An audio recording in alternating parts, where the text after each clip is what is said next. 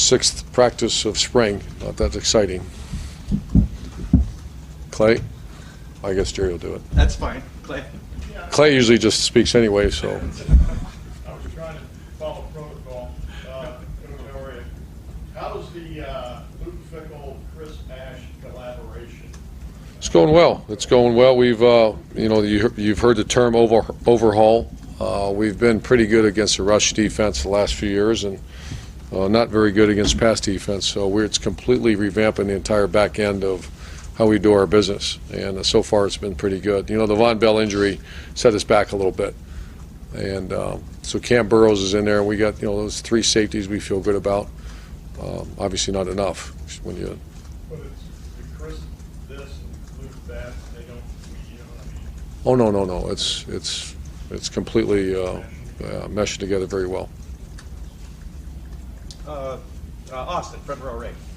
Urban Stin mentioned on Saturday or last week that Dontre was no longer in the running back meeting room.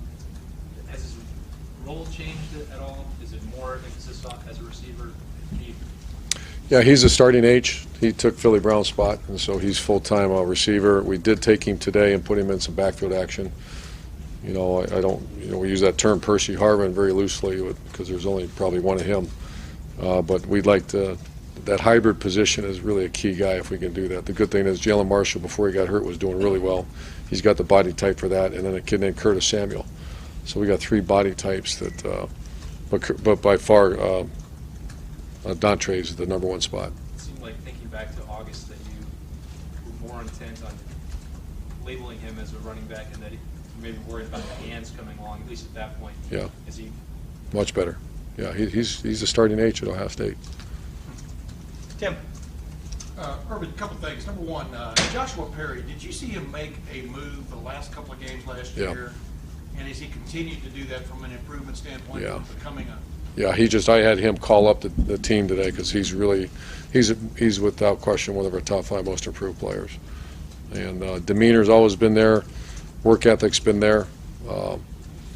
The toughness element is something that's really improved, and love of the game. And I mean, he's a wonderful guy to coach. So yeah, much improved player. Are you seeing what you want to see? Kind of an odd question though from Braxton as he stands there and watches and stuff. And I don't know. How I much think have you so. spoken to him, or? Oh yeah, I talk to him almost every snap. Yeah, I think so. It's just he needs those reps, but what can you do? So yeah, he's doing everything we ask.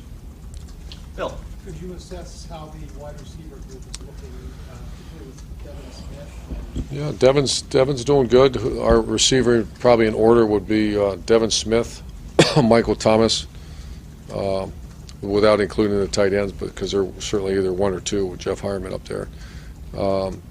Corey Smith, the JC transfer redshirted last year, has looked good at times. He needs to be more consistent.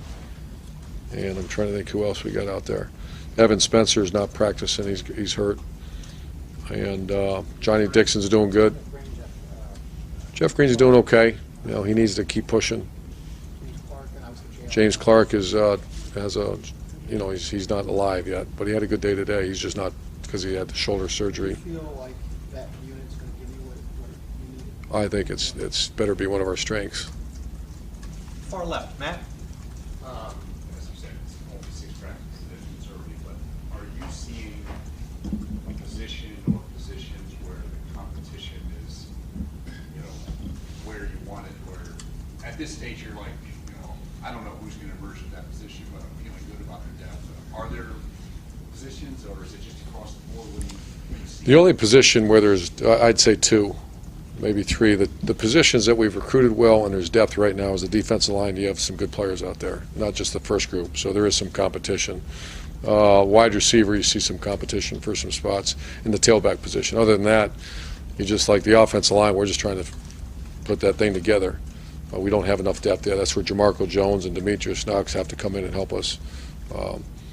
I think the tight end, because Nick Vanette's starting to push Jeff Hireman a little bit. But those are the only positions, and that's not atypical. That's spring practice.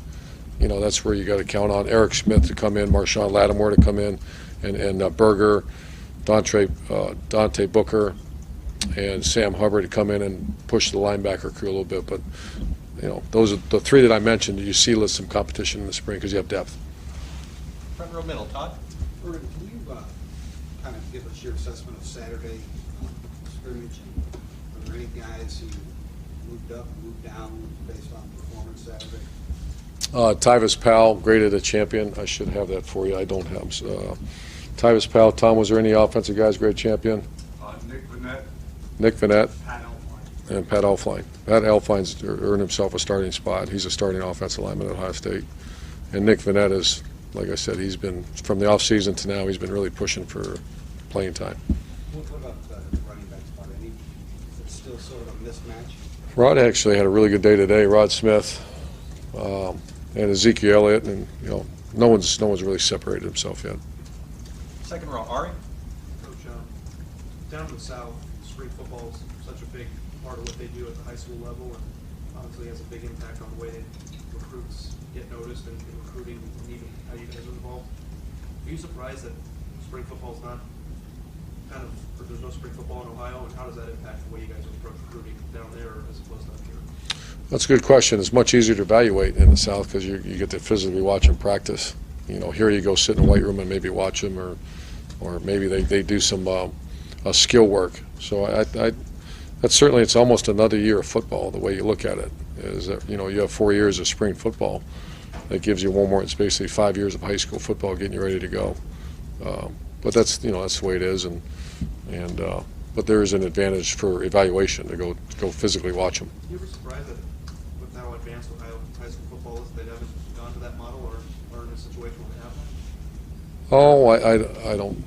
You said, am I surprised? Surprised that for how important that is. I know every other year has been conversation. I'm surprised there's not something more where maybe not full spring practice because you have weather issues, but I'm surprised there's not opportunity like when the spring sports are finished, get at least a week in or 2 weeks in. Yeah, I thought at some point they'd do that. Last couple questions. Doug? Irwin, whatever you guys did offensively last season, it's like you could always, if you needed to, lean on the offensive line, lean on Carlos.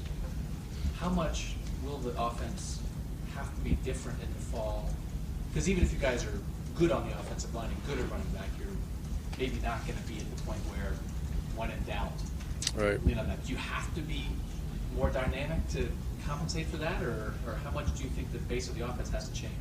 Well, that's where Dontre's and Jalen Marshall's and the little bubble screens, and we're going to have to take the pressure. You're right. We won't, as bad as we want an offensive line like we had last year, it's going to take a while to develop that. I think at some point, because we recruited well and our line coach, that'll happen. But no, it's going to be a different, we're going to have to lean on, maybe some perimeter ways of getting first downs and all that, where last year was, when you rush for 300-plus yards a game, it's because that offense line was so good. But we have other weapons. It will be a different little taste to it, though, than we had last year. Last question, Clay. Do you think you can find anybody on this campus who's faster than Dontre Wilson? And if there is, and the kid played football, would you let him? Yes and yes. I think there's – I imagine there's some little guy that runs really fast, or maybe some big guy. If he does, he'll certainly get a tap on his shoulder and say, you want to come play for that? Tom, you got to find a guy faster than Dontre. I'll take him. I think, one thing I think that's good that you asked, though, we met with a student newspaper. We're going to meet with the student leaders, and the one group of people that I think often get overlooked are the students, and that's something that that's why we always do something for our students. And this year we have a student day coming up in I think a week and a half, and then just to make sure we're always giving back. The quick cals are always we do all that stuff for the students. So we want students to take ownership of our team. I think that's real important. See you guys. Thank you, Coach.